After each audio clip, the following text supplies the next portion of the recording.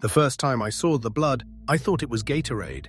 It was smeared across the white tile floor outside the locker room at nearly 2 in the morning. Thick, dark red, still wet. Coach Bennett stepped in front of it before anyone else could get too close. "Everyone out," he said calmly. No yelling, no panic. That was the weird part, because one of our teammates had just disappeared. And deep down, every person in that hallway already knew something terrible had happened. My name is Marcus Reed, and 3 years ago I played point guard for a semi-professional basketball team called the Black Harbor Kings. If you've never heard of us, that's probably because the league barely existed outside streaming sites and small arenas. Most of us were former college players chasing contracts overseas. Some guys still believed they'd make the NBA. Others were just trying to stay alive long enough to pay rent. The Kings played in Black Harbor, a dying industrial city on the East Coast, where half the buildings looked abandoned and every winter smelled like rust and rain. Our arena used to be a hockey rink. The roof leaked during storms, but people loved the team. Especially our star player, Darius Vail, 6'8", explosive scorer, local celebrity. The kind of athlete who could walk into a room and instantly own it without speaking. Fans adored him, coaches protected him, and everyone on the team knew one thing. If Darius got into trouble, the organization would bury it. At first, I thought that was just normal sports culture. Then Eric Navarro disappeared. Eric was our backup center. Quiet guy, 24, recently married. He wasn't talented enough to become famous, but he worked harder than anyone else on the roster. Always first in the gym. Always covered in bruises. About 2 weeks before he vanished, I noticed he started acting strange.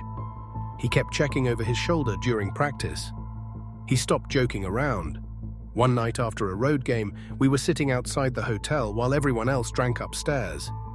He looked exhausted, like he hadn't slept in days. "You ever feel like something's wrong with this team?" he asked me. I laughed a little. "What does that even mean?" Eric stared toward the parking lot. "I mean, people are hiding things." I figured he was talking about drugs or gambling. Stuff happens in lower leagues all the time. But then he said something that made my stomach tighten. "You ever wonder why nobody talks about Malik?" I did remember Malik Turner, forward, played for the Kings the previous season. Official story was he'd quit basketball after a knee injury. But I remembered something odd. Nobody ever said goodbye to him. One week he was there, the next week his locker was empty. "That was before I joined," I told Eric. "Exactly," he said quietly. Then he stood up and went back inside. 3 days later, Eric missed practice. Coach Bennett told us he had a family emergency. By that night, his wife was posting online that she couldn't reach him. The team claimed Eric left town voluntarily, but his car was still parked behind the arena. That's when things started unraveling.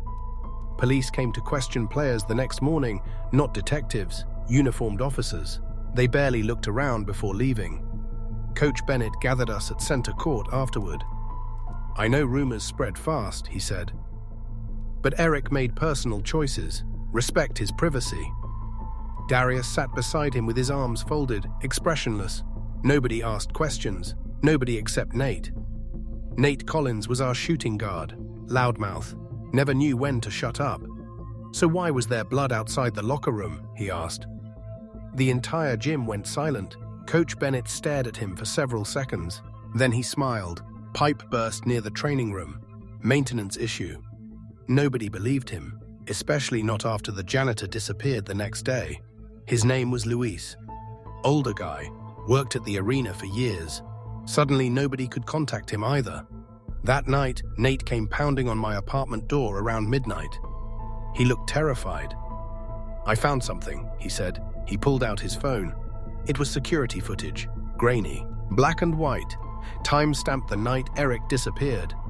The camera overlooked the players-only parking lot behind the arena.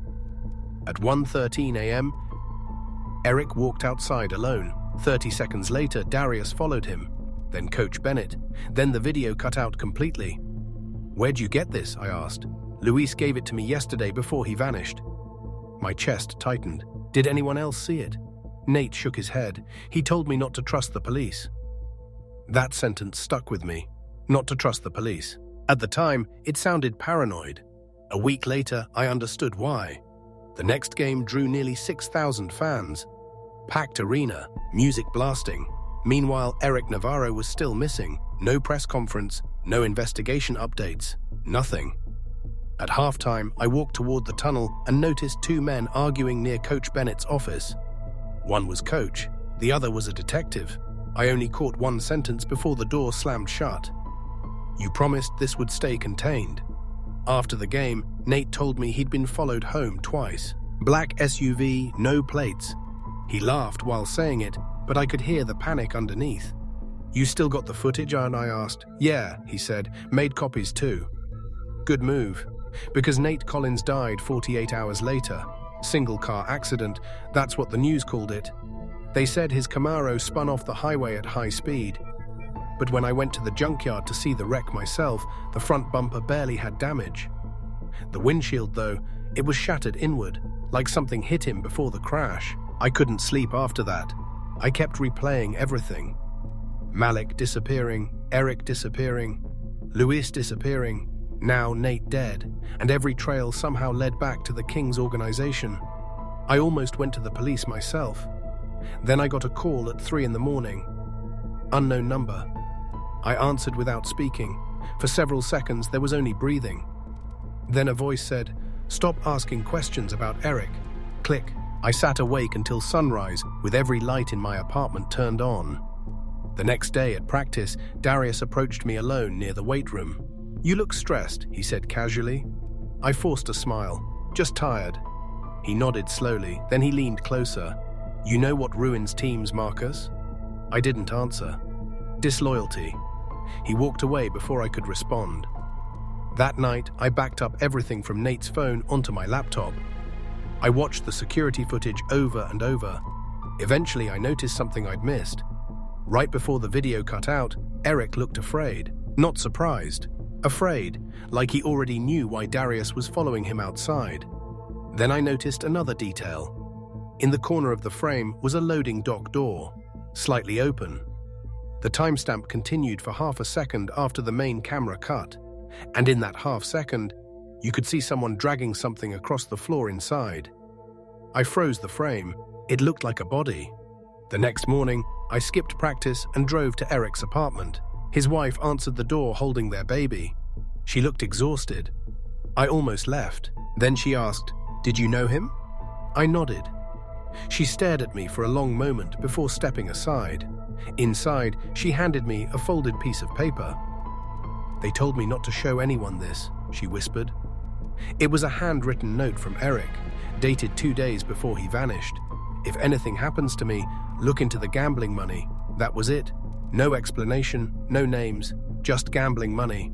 I finally understood what this was really about.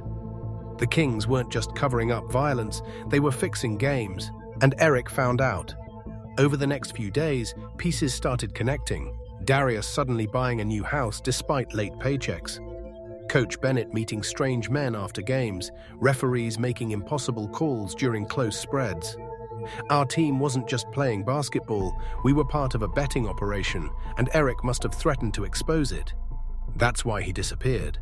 But I still didn't know who actually killed him, until the final road trip. We were staying in Philadelphia before a playoff game. Around midnight, I heard arguing outside my hotel room. I looked through the peephole. Coach Bennett and Darius stood in the hallway. Darius looked furious. "I didn't sign up for bodies," he hissed. Coach grabbed his arm. "You already crossed that line." Darius shoved him away. Then Coach said something I'll never forget. "If you panic now, we all go down for what happened to Eric." My heart started pounding so hard I thought they'd hear it through the door. So it wasn't just Darius. Coach was directly involved. The next morning, I secretly recorded a conversation with one of the assistant trainers. I mentioned Eric's name casually. The trainer went pale. Then he said, "You should leave this team while you still can." That afternoon, I took everything I had, videos, recordings, screenshots, and uploaded copies to cloud storage. Then I sent them to 3 reporters, just in case, because by then I was certain someone would try to stop me. And someone did. After the game, I returned to my hotel room and found Darius sitting inside in the dark. My blood went cold. The door clicked shut behind me. For a second, neither of us spoke. Then he sighed. "You should have let this go." I noticed his hands trembling, not rage, fear. "What happened to Eric?" I asked. Darius stared at the floor. He wasn't supposed to die. The room felt suddenly smaller. Darius explained everything slowly. The team owed money to a sports gambling network connected to organized crime. Coach Bennett had been helping manipulate point spreads for almost 2 seasons. Eric discovered proof and threatened to go public. Coach arranged a meeting behind the arena to scare him into silence. But Eric fought back. Things escalated. Coach hit him with a metal weight bar. Once. That was all it took. Darius swore he didn't know Coach planned violence, but after Eric died, Coach convinced everyone involved that covering it up was the only way to survive. Lewis saw security footage, so they paid him to disappear. Nate got suspicious. Coach arranged the crash. I felt sick listening to it. "You could have gone to the police," I whispered. Darius laughed bitterly. "You think the police weren't already paid?" That answered every question I still had. Then Darius pulled a flash drive from his pocket and handed it to me. "Full accounting records," he said. "Names, payments, everything." "Why give this to me?" He looked exhausted. "Because Coach is going to kill me too." A loud knock hit the hotel door. Both of us froze. Another knock, harder. Darius whispered, "Don't open it." But the handle already started turning. Coach Bennett stepped inside holding a pistol. Everything after that happened fast. Coach looked at the flash drive in my hand, then at Darius. "You weak son of a bitch," he muttered. Darius lunged first. The gun fired once. The sound inside the hotel room was deafening. Coach stumbled backward, blood spreading across his chest. For one stunned second, nobody moved. Then Coach collapsed, dead before he hit the carpet. Darius stood there, shaking violently. "I didn't mean..." Sirens erupted outside. One of the reporters I'd sent evidence to had already contacted federal investigators. The hotel was surrounded within minutes. Darius surrendered immediately. The investigation that followed destroyed the Black Harbor Kings. Coach Bennett was exposed as the head of a massive betting scheme tied to multiple leagues. Several referees were arrested. 2 police officers resigned during the corruption investigation. Eric Navarro's body was eventually found buried beneath a demolished storage site near the arena. Lewis entered witness protection, and Darius Vail took a plea deal in exchange for testimony. Last I heard, he's serving 12 years in federal prison. Sometimes people online ask me why I waited so long to speak publicly. The truth is simple. Fear, not movie-style fear, real fear, the kind that makes you question your own memory. The kind that convinces you staying quiet might keep you alive. But silence has a cost. Eric learned that too late. And every time I walk past an empty basketball court at night, I still think about that locker room hallway. The blood on the tile, Coach standing in front of it calmly, as if murder was just another mess the team needed cleaned up before tip-off.